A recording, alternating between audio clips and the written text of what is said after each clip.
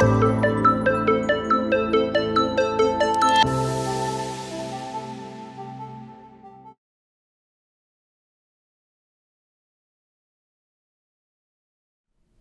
Dr. Brian Kaufman, a retired family doctor and a CLL patient myself, and the co-founder, executive vice president, chief medical officer of the nonprofit CLL Society here at ASH 2024 in San Diego, California.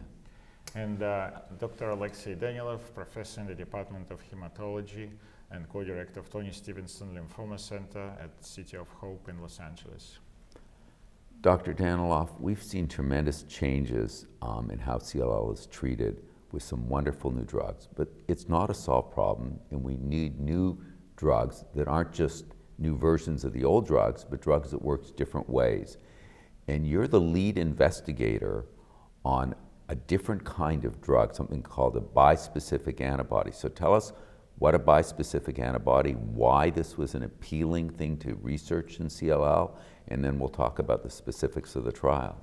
Right, Brian. So CLL patients may have heard of a drug called rituximab, which was really the first antibody that has been approved in treatment of lymphoid malignancies, including CLL. So rituximab binds a protein called CD20 on a CLL cell, and then it engages patient's own immune system to kill the cell. So bispecific antibody goes a step further.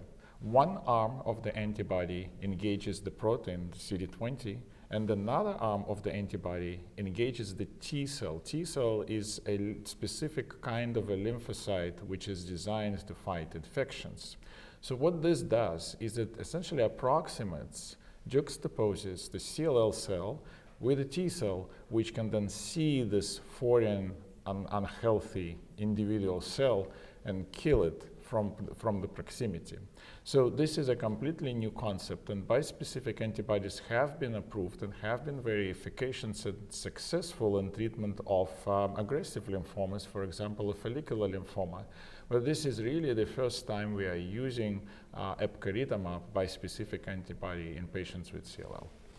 So tell us a little bit about the Epcoritamab trial and how it works, what kind of patients, and you're going to be presenting those early results, which look pretty promising. Yeah, they do. So this trial was designed to enroll patients who have received many prior therapies. So this is a very refractory patient population. All patients received a BTK inhibitor, mostly Bruton, and 90% were actually refractory to ibrutinib, so they progressed on ibrutinib.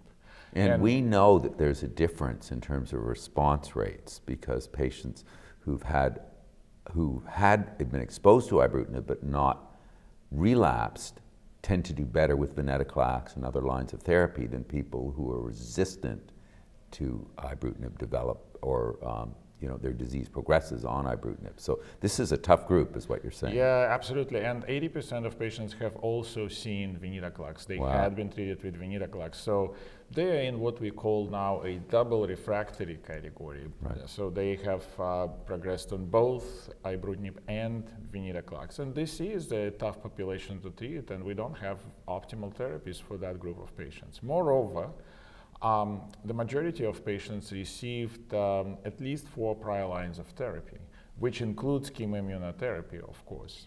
And 2/3 of patients also had high genetic mutation, p53 mutation or deletion 17p. As you know, Brian, this is the one which is hardest to treat. So very difficult to treat group of patients. So in that group of patients, response rate was 61%. And 39% of patients achieved complete response. So this is quite unprecedented with single agent subcutaneous therapy. So this subcutaneous, just a shot in the belly, right? Shot in the belly, yeah, right. So shot in the skin, shot in the belly, yes. So the other aspect of it is that there were 2 cohorts. One cohort was called expansion cohort, and that's where most efficacy we are reporting so far, 23 patients. And the second cohort is optimization cohort. So what are we optimizing there? Bispecific antibody therapy, as it engages the immune system, it activates it. Okay, so the T cells become more active. They start secreting molecules which help activate their compatriots, so to speak, and patients can feel it. Those become like flu-like symptoms, fevers. So this is all called cytokine release syndrome. CRS. CRS, exactly. And what optimization cohort is achieving is by introducing certain additional measures, such as steroids, hydration, meaning drinking adequate amounts of water, and additional low dose of Epcoritamab at the time of initiation, it actually significantly reduces the CRS syndrome in these patients. It both lowers the intensity, the severity, and lowers the frequency and the need to manage the sequelae of CRS syndrome. So that has been very successful. So in the end of the day, the treatment is quite well tolerated, and actually nobody discontinued for CRS on either cohort in this study. So before we get into a little more difficult discussion of the responses, tell us about the adverse events. You said CRS. CRS, yeah. And any others, because they're can be immune suppressive, these antibodies. Yeah, so absolutely. So as unfortunately customary in clinical trials which enroll patients with CLL, we saw infections. So pneumonia, COVID-19 infections were the two most common adverse events as far as non-hematologic or non-blood toxicities go, although not all of them were deemed related to the drug. So COVID infections, of course, were not related to the drug itself. They were quite in the community, and we actually did not see COVID deaths. In terms of other toxicities, we did see anemia, which is low red cell count. Mm-hmm. We did see thrombocytopenia, which is low platelet count, mm-hmm. so to speak, but we didn't see bleeding. And it's important to note that vast majority of patients actually entered the study already exhibiting anemia and thrombocytopenia.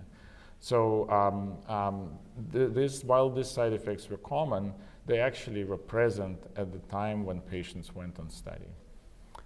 So you talked about the response rates and the complete response rates. Is there any more granularity or details you can tell us about that? I guess it's too early to look at durability of responses or depths of response.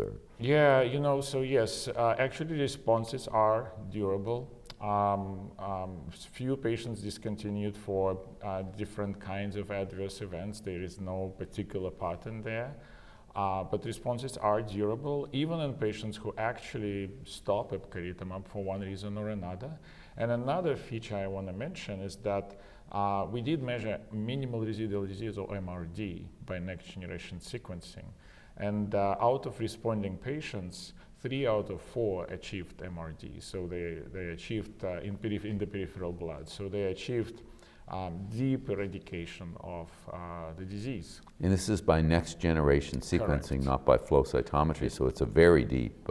Correct. It's still, the cutoff we use is still 10 to the minus 4, because this is how this assay was cleared by the FDA. But we also did measure down to 10 to the minus 6. And as you expect, it's a little bit less frequent. So it's about 60% of patients who achieved MRD by 10 to the minus 4, 1 in 10,000, were also negative 1 in a million. Wow. Yeah. And any other thoughts or anything else about where this trial is at? Is this still happening? Tell us a little bit about where this is going. You said this is a phase 1 trial.